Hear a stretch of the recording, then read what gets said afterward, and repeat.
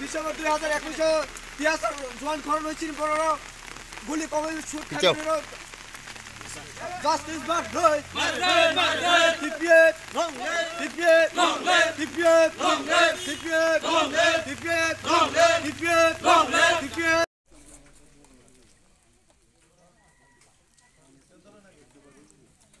কে বন্ধের কত প্রভাব রয়েছে?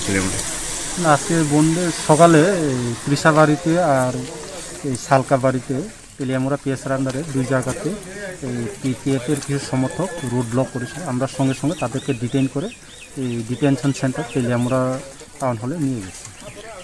কয়টা জায়গাতে হয়েছিল? এখন আপাতত দুই জায়গাতেই তারা বসছিল।